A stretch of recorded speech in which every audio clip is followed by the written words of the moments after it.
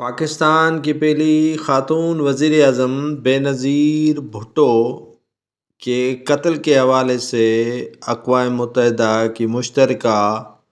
تحقیقاتی کمیشن کی رپورٹ نے ہوش ربا انکشافات کیے گئے ہیں۔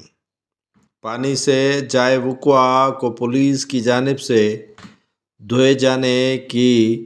عوامی تنقید اور میڈیا کی تنقید کے بعد اس وقت کے پنجاب کے وزیر اعلیٰ یہ جانچ کمیٹی نے اپنی تحقیقات میں بتایا کہ اس وقت کے وزیر اعلیٰ پنجاب نے صوبائی اختیاریوں کے حوالے سے ایک جانچ تحقیقاتی ٹیم جوڑ دی جس نے 14 فروری سے کام شروع کیا اور 15 فروری کو رپورٹ مرتب کی کہ اس میں پولیس کا کوئی بھی بدنیتی پر عنصر مبنی نہیں تھا، جس کے بعد پولیس کے اس بیان اور تحقیقات کے بعد عوام میں شک و شبہات مزید پیدا ہو گئے۔ تحقیقاتی کمیٹی صرف یہی نہیں کہہ رہی بلکہ کہہ رہی ہے کہ پیپلز پارٹی کی اس وقت کی گورنمنٹ پہ تعجب ہو رہا ہے کہ انہوں نے بے نظیر بھٹو قتل کی تحقیقات 18 ماہ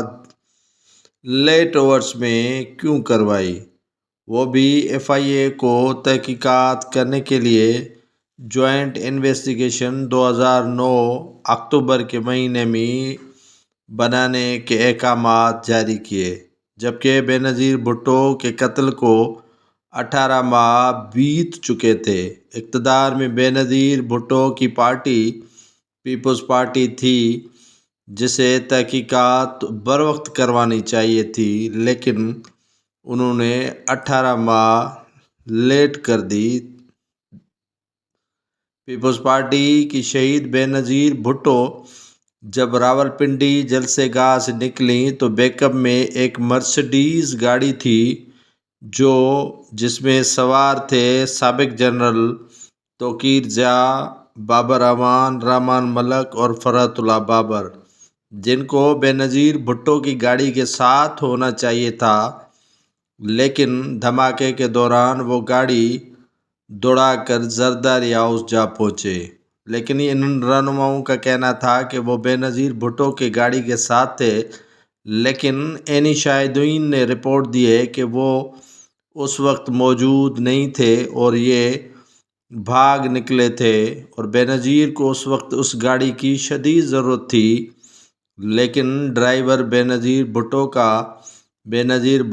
کی گاڑی کو ٹائر پر جو پنچر ہو چکے تھے ان پر لے کر جلسے گاہ سے باہر ہی نکلا تو گاڑی نے جواب دے دیا آگے چلنے سے۔